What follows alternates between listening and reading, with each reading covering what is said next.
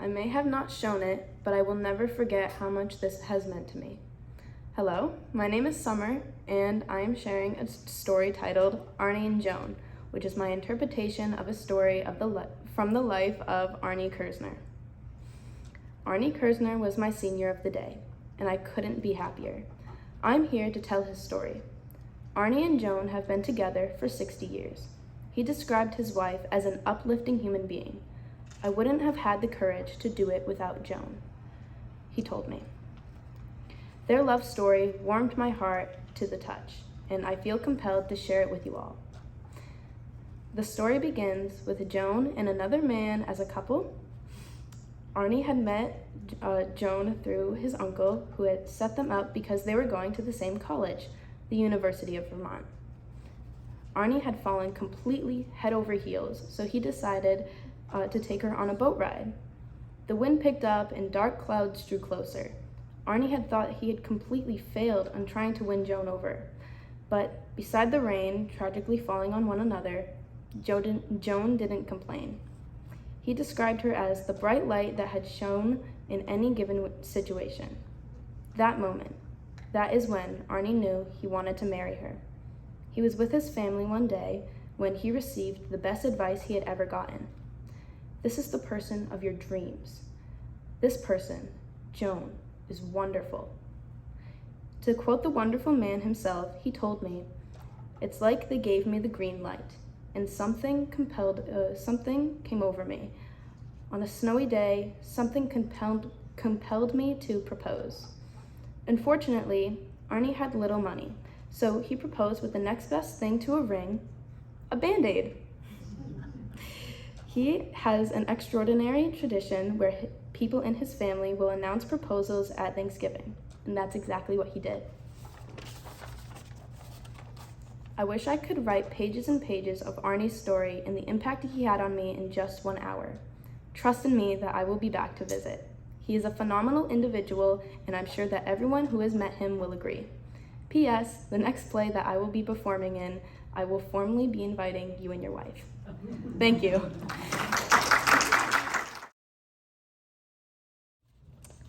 Hi, my name is Jenny Davis, and I am going to be sharing a story titled A Great Woman Once Told Me, which is my interpretation of a story from the life of Toby Hodes. Toby is and was a hard-working Jewish mother of 3, and she has had a very meaningful life. Did you know that Toby has had 4 different careers, such as being a textile chemist, an executive, a volunteer, and a career counselor? Did you know she was the only Jewish girl attending UMass Lowell?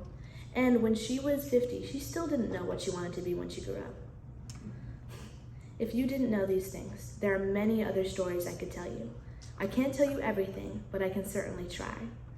Toby is a well-rounded, extraordinary woman, and I strive to be like her in many ways. Toby and I share common religion. We have traveled to Europe in places such as Rome, Venice, and Florence. We love chocolate, but most of all, we love our families dearly. In 1970, Toby, her husband Larry, and her 3 teenage daughters took a trip across the country. They only had maps to rely on, with no internet or cell phones, which meant they had to have face-to-face conversations. I know, can you imagine? No, but really. With their backgrounds in engineering, they visited pharmaceutical plants. They even went to see the Kellogg's plant to see how cornflakes are made. Once they hit the West Coast and they realized they only had a week to get back, they had to hurry. They still talk about this trip 50 years later, which goes to show how impactful spending time with family is. And a great woman once told me, it's important to spend time with our families and take time to appreciate them more. Thank you. Hi, my name is Eva, and I will be sharing a story about Connie's travels in Madrid and the friends that she made. In 1956, during Connie's junior year of college, she decided to do a study abroad program so that she could actually learn real Spanish and not just classroom Spanish. She went with 12 students, who she now considers lifelong friends, to Madrid with Georgetown School of Foreign Service. While in Madrid, Connie lived in a boarding house with many other people, Some would stay for a week, while others would stay for months at a time. While the group was abroad, the Suez Canal crisis was taking place. It got so bad that almost everyone went home because they feared a war. When Connie talked to her Spanish friends about this fear, they said, "Connie, just calm down. You don't need to go." And this cemented her decision to stay. She met a guy named Justio, and they became very good friends. He invited her to meet his family and to spend the week. While at Justio's house, Connie became very good friends with his family and would go for walks in the town with his sisters. Even after Connie came back to America, she still stayed friends with Justio and his family. Today, 3 generations later, Connie still visits this family regularly. They trade off going to America or Spain, sending their children to each other's houses. Connie hopes that this tradition continues and that her grandchildren will visit Justio's family in Spain for many years to come. I hope that in my future, I can create this type of friendship. A friendship that goes across continents and does not fade as the years go by.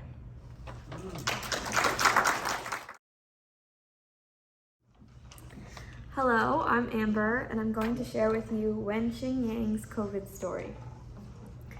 In the beginning months of 2020, Wen Xing and his wife Ray and 2 friends took a Diamond Princess cruise in Japan with the intention of traveling to the west coast of India, Sri Lanka, Thailand, Singapore, Taiwan, and Vietnam. Shortly after the boat departed, COVID began to sweep the globe. As a precaution, the captain of the cruise decided it would be best to turn around in order to prevent being trapped in another country. When the cruise returned to the port, Wen Xing and his group had to book hotel rooms for the night and flights home scheduled for the morning out of their own pockets, in addition to the money spent on the trip that didn't even fulfill its agenda. Instead of the vacation to West Asia, Wen Xing and his wife and his friends were expecting, they ended up with a challenge no one could have ever predicted. Luckily, in the end, everyone made it home safe, and Wen Xing ended up with a great story that I had the honor of telling. If this had happened to me, not only would I have been frustrated, losing my hard-earned money and time, but I would have felt scared. When I think back to the beginning of COVID, I remember feeling nervous about what a pandemic entailed. It was serious. People were dying. I couldn't imagine the uncertainty I would have felt outside my home country. And I am inspired by Mr. Yang's resilience and courage to tackle this inconvenient surprise and willingness to tell me this story.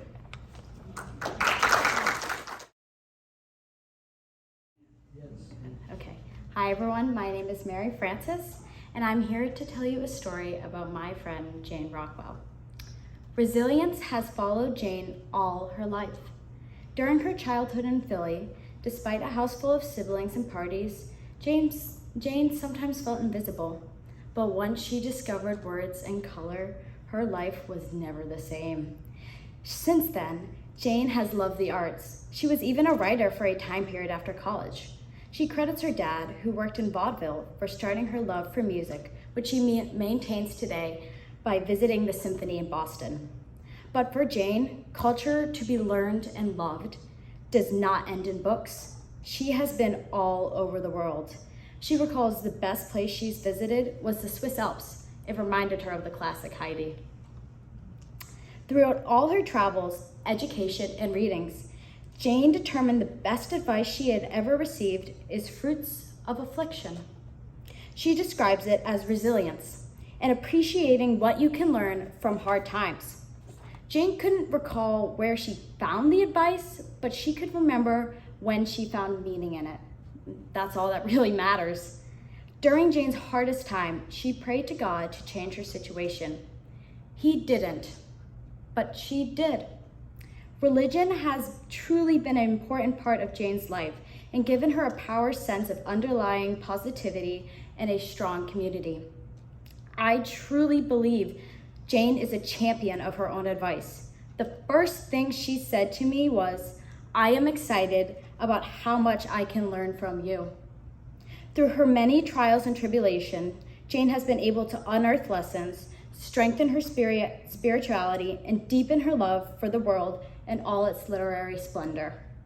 Jane's resilience, conviction to learn, and open eyes make her a real-life heroine.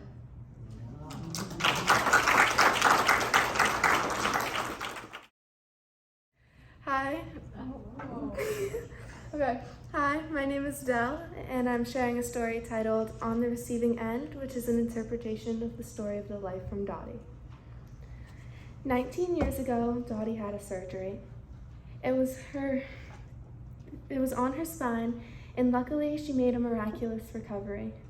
Unfortunately, it came promptly followed by a pulmonary embolism, which for those who don't know, is essentially a blood clot in the lungs. Previously being a nurse and working in the medical field, she could describe it to you in a much more informative and accurate way than I am capable of or can even begin to understand. After the additions to her medical history in such a short amount of time, she realized she was less able and competent doing skills she had previously completed with ease. Tasks such as rearranging furniture to her taste and cooking meals in the kitchen became increasingly difficult. Thankfully for her husband of 55 years, Bill, who most of you know, she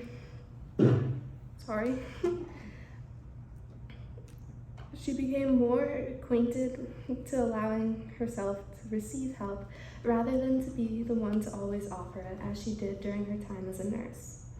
When I talked with her, she said these moments felt neither scary nor humiliating, but just different. At one point, while she was recovering, she had been reading a newspaper at Spalding Rehab Hospital when another woman saw her there and recognized her as a past nurse from Newton Wellesley Hospital. The woman thanked her, and Dottie realized she had made an impact on this woman's life through her compassions that she gave people through her career. Though for Dottie, career wasn't the perfect fit of a word for being a nurse. She spent her days saving people, helping them, and getting them through to know them through what she provided them with from her heart. She used this and somewhat had to shift her mentality to switch perspectives from being on the receiving end. She has made so much progress, and her loving husband Bill now knows what to anticipate as her needs, even if she is still somewhat afraid to ask for help.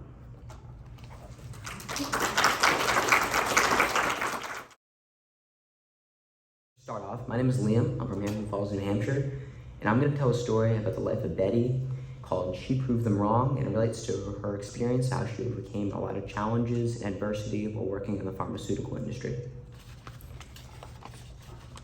Women can't do this job. That's what Betty's boss said to her after she started working in the pharmaceutical industry. Betty is an inspiring figure, a mother, a businesswoman, a teacher, and a social worker. She always offers a friendly and welcoming hand to anyone in need. Betty was born and grew up in Minneapolis, Minnesota, while her father, a veteran soldier, was away in the Second World War. She spent the early stages of her life in a farmhouse on the prairie. They pumped water and even used an outhouse. After she grew into adulthood and started a family, she entered the workforce, being the first woman to be hired in pharmaceutical sales. As she started this profession, she faced many challenges. She had a hard job. Her boss hated the fact that he had to hire a woman. He wanted her to fail. He tried to make her fail. And at first, her image was not well received. Many doctors were either surprised or angry to see her. One doctor even threw her business card in the wastebasket right in front of her. Another one of these challenges came as Betty was meeting with the chief of pharmaceuticals at a hospital. As she approached him, she asked if it would be possible to introduce a new line of asthma products to benefit local children's hospitals, as it would help lots of people and give her entity economic dominance in the region. In response, he said, maybe if you wore a shorter skirt. Though angered by this, she maintained being professional and reasoned with him that there must be some way to explain the installment to him. He said that she can meet with him at 11 a.m. on Sunday, a day that no one was expected to work. He did not expect her to be there. However, at 11 a.m., Betty was there and ready to present. Given her reasonable and professional nature, the chief of pharmaceuticals had to accept her offer, and the drug was installed. This was a great economic and social victory for Betty. As she continued her career, and since she worked and studied so hard, she would eventually become the boss of her former non-supportive executive.